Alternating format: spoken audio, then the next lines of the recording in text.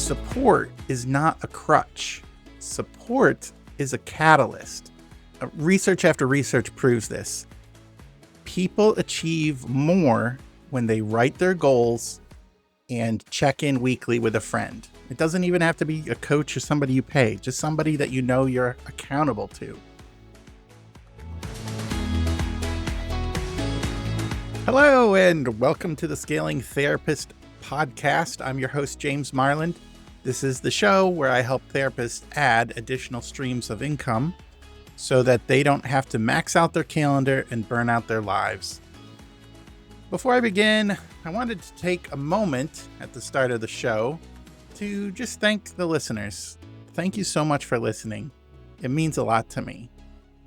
Thanks for sticking with me when I didn't really know what I was doing, when the sound was rough, when the interview questions were weak or shallow. I want to let you know I am getting better every episode, so thank you so much for sticking with me. Over the last year, we've gone from a little over 30 listeners an episode to over 80 listeners per episode. It's really awesome to see how the show is growing.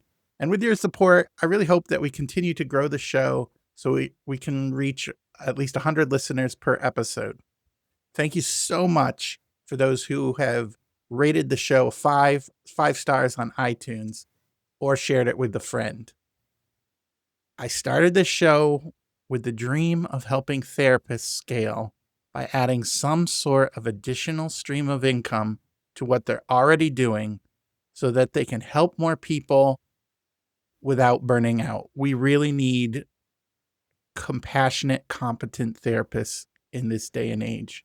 Your support just keeps me going, so thank you so much. We're going to move into the show today, and it's titled, What If Community is the Shortcut? That's where I want to start. To begin, I want to share about a time where I walked into a marriage group with my wife. We had our coffee in our hands, and the coffee was in our hands, but there was an uncomfortable silence in the air. We sat next to each other. We were close together in proximity, but far from each other on the inside. We loved each other, but really, we were not in love. We hadn't been in love for years. We'd been married more than 20 years at that point. And just some point during that marriage, we just stopped sharing. We just stopped sharing what was true because communication turned to conflict. And then conflict turned into hurt feelings and silence. And we really just wanted peace, but true peace was not a part of our home. So we did what many couples do is we accepted fake peace. Just don't talk about it. Don't bring up bad things. Just don't talk. We had fake peace. And the hallmark of our fake peace in our home was the word fine. Everything was fine. At church, people asked us, how's your marriage? Oh, it's fine. How are you? Oh, I'm fine. After work, when my wife would talk to me, how was work? Work was fine. How was your work? Work is fine. We went on date nights, mostly to restaurants because I like food. How was that? Fine. Date nights were fine. We had zesty, well-tasting dinners, but bland conversation.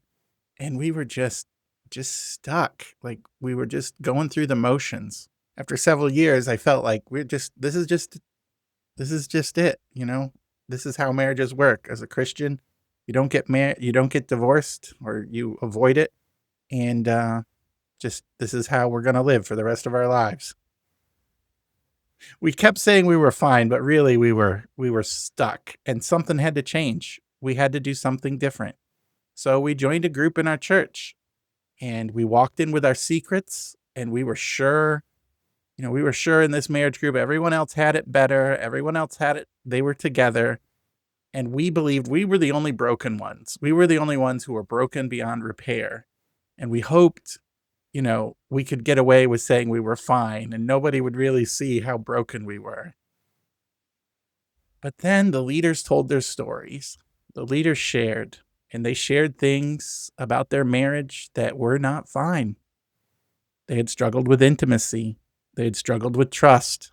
They had struggled with communication. They'd struggled with money. All the things that we were hiding, all the things that we told people that we were fine with, they brought it into the light. And then another couple shared. And guess what? With the leader couple sharing, it made it safe for them to share. And they said they also struggled with intimacy. They struggled with trust. They struggled with communication, with money. And the light started cracking through our minds that we were not alone. And when it was our turn, instead of saying we were fine, which was my plan, we said things that we hadn't said in years. And we walked in with our secrets and we walked out with some hope, because listening to others just like us helped me realize that staying fine, or saying we were fine and doing the fake peace, was really keeping us stuck. And in this instance, the truth really did set us free. And maybe most importantly, what changed that night is we realized we were not the only ones to struggle, and we did not have to struggle alone. Well, what's that got to do with business? If marriage is the most private relationship where you hide secrets, I bet business is, how your business is doing is probably the second closest guarded secret in your life. And a lot of owners, like myself, hide there too. We want to look strong. We want to look put together. We want people to ask us about our business, and we will just say it's fine. But really, is it fine? Is it really fine? Because many of us are carrying debt that we're not sure how we're going to pay. Many of us are fighting doubt. Like, are we good enough? Or have I made a mistake? Many of us are worried about, where do we find new clients? Who are the people that we can help? Many of us are stuck on tech or hiring or laws, legal things. Maybe that we're doing the books at midnight, but we keep it inside. We are trained to do it ourselves, but that is wearing us out, and it's keeping us stuck. Therefore, because we feel like we got to do it all ourselves, we stay stuck longer than we need to, because we are isolated, not because we are incapable of doing those things. So what if community is the shortcut? It was in my marriage. It was in my business when I got a coach and started joining community groups. So that's where we're going today. 1, we're going to name the solo myth. 2, we're going to show why the right people are a sail, not an anchor. And 3, I'm going to give you an action step on something you can do today to break free from the solo myth. Now, first, this podcast is from the culture of the United States, and also I am Southeast Pennsylvania, Lancaster County, where there's a lot of farmers, a lot of pull yourself up by your bootstrap, rub some dirt on it, stop your crying type of attitudes in the community. So if this isn't your community, that's okay. We probably just grow up in different areas. But in the United States, we just love the grind. We love the can-do story, the person who was able to solve all their problems, because where I live, hard work matters. And you figure it out yourself. You go alone. But going alone is not the same as working hard or working well. Going alone can be just a pretty big trap. One of the people that I listen to and respect a lot is Donald Miller, and he talks about this in his book Coach Builder. And he tells us coaches. One of the chapters in the book is all about joining a community, and he tells coaches to build or join a community so you can grow faster, get support, get ideas and accountability. I think we all kind of know this, right? I mean, you've been to you've seen group therapy sessions, you've been to groups yourself, you've seen the power of groups. I don't think this is a earth-shattering idea. But just knowing this idea does not make the habit of joining communities easy. It does not make vulnerability easy. Does not make sharing secrets and being authentic easy because we're pretty much trained from birth or maybe from high school to just do it yourself. So let me share with you some moments when community moved me faster than my effort alone. I used to think, and still probably still do for a little bit, that real strength means just doing it by yourself. But asking for help has actually really changed me. The first idea is not necessarily a business idea, but it's something that I really wanted to do myself as a man. I wanted to remodel the basement. I wanted to remodel the basement. And our basement just was a concrete floor with somebody had started to remodel it. They put up a wall and that was it. And I wanted a place to entertain. I wanted a place to put a TV, a big TV to watch my Godzilla, Star Trek movies, Star Wars, maybe some sports, and a comfy place down there. But you know what? I do not know how to make a straight wall. Like walls have to be straight. They have to be like straight up and down and straight left or right. I didn't know these things. I didn't know how to make a corner. I didn't know how to cut wood. I was afraid of the circular saw. You know, you could cut a finger off with those things. Measuring, measuring things so everything fit in. Like it was very scary to me, but I really wanted this basement. So one day I asked my friend Joe for help, and Joe builds stuff all the time. And we made a group event out of it, and he invited me and him and some other people, just invited people, and 10 or more people showed up. And in one day, we framed out the basement. Like we framed it out and got it ready for electrical and drywall. Months of work for me anyways, maybe even more because I'm not very good at it and I was scared of the saw. Months of work in a day. And over the next week, they kept helping. When I had the electrical questions, one of the electrical guys came. Lighting, somebody who knew lighting helped. Drywall, I had somebody help with drywall, but I did most of that myself. And I did it so much, and they encouraged me so much that I became known as the drywall guy. Somebody who had no construction skills 5 years ago. I now can go to anybody's house and put up a sheet of drywall and do it okay. Not a professional, but it gets done. And if I had tried to do all that myself, 10 years later, it probably still would not be done, or it would be slow and sloppy and just not up to what I had envisioned in my mind. And the group is what helped me. The group kept encouraging me. The group would ask me how I was doing. The group asked for pictures. The group made it possible for me to go further faster. And really your income flow is the same when you think about it. Support is not a crutch. Support is a catalyst. Research after research proves this. People achieve more when they write their goals and check in weekly with a friend. It doesn't even have to be a coach or somebody you pay, just somebody that you know you're accountable to. The group that did that outperformed every other group in a randomized study. And that's from the Dominican University, but there's probably many other studies about that. So this is something for you to think about, even if you did nothing else from this podcast or anything. Who are two people that could help you, whether with support or accountability, for your next project? Do you know them? Maybe one name came to your mind. Just say it. Say it out loud.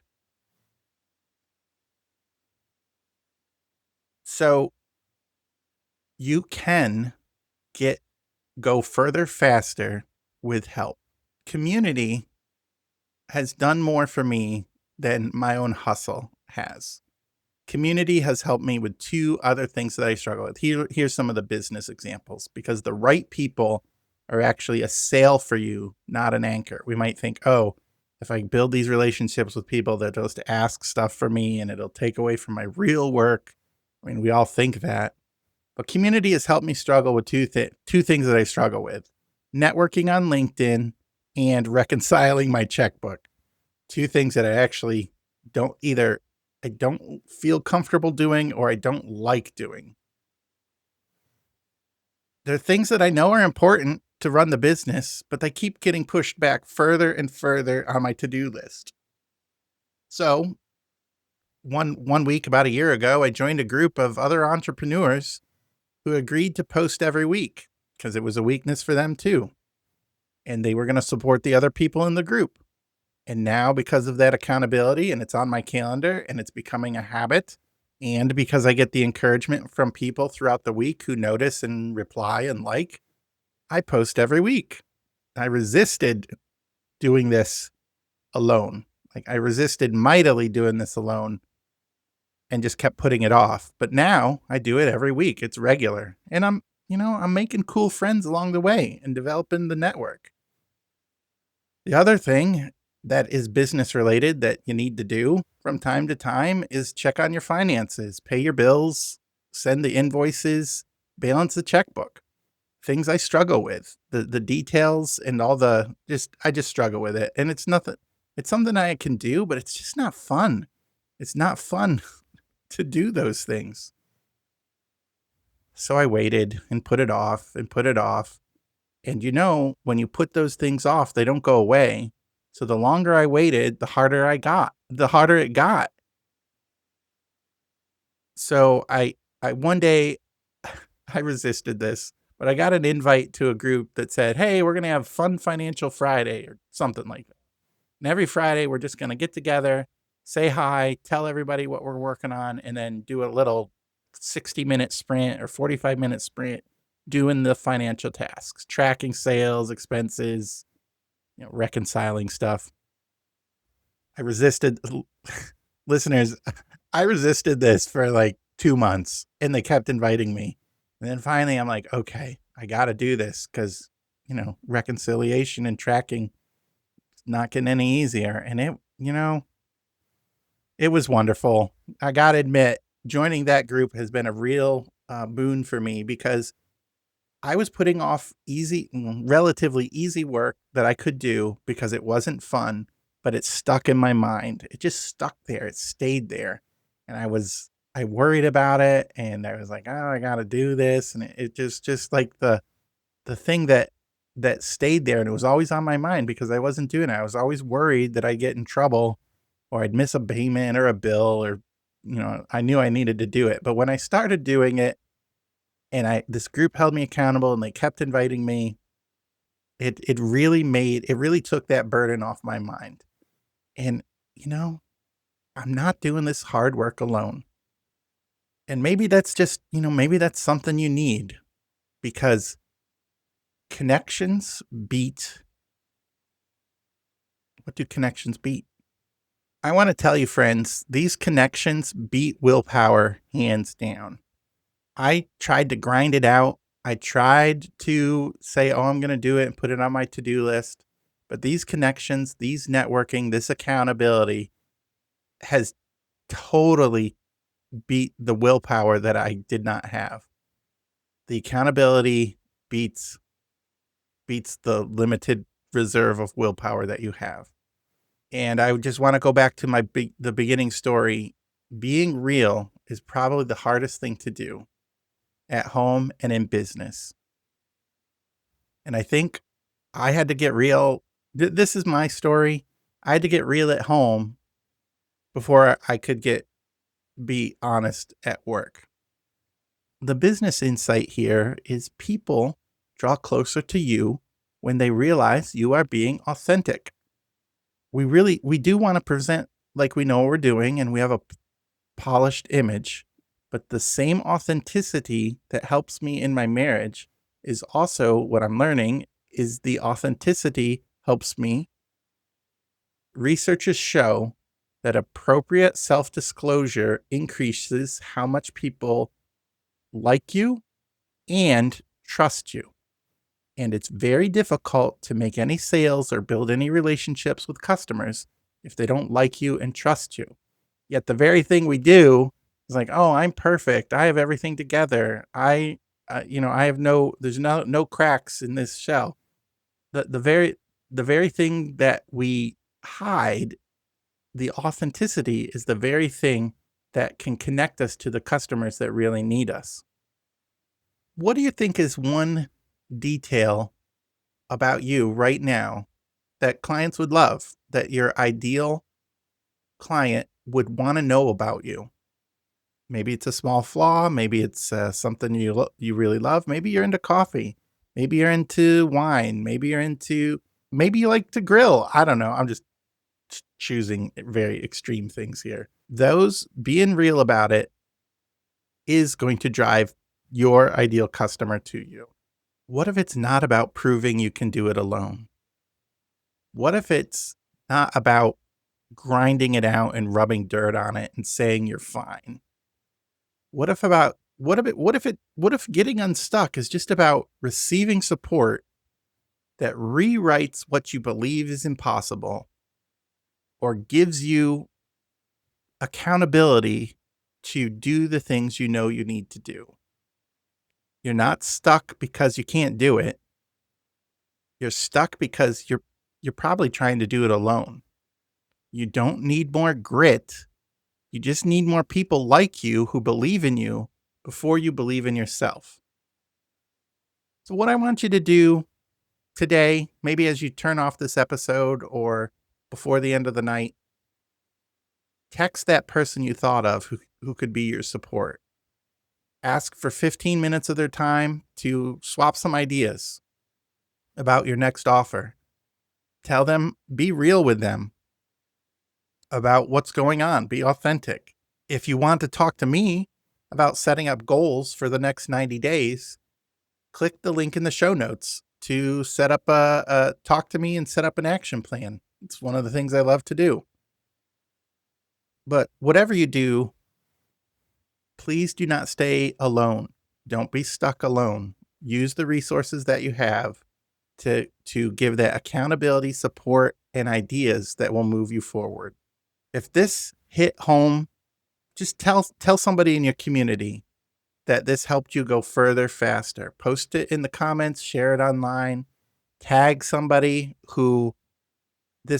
somebody who's helped you in the past, and this show reminded you of how much they helped you.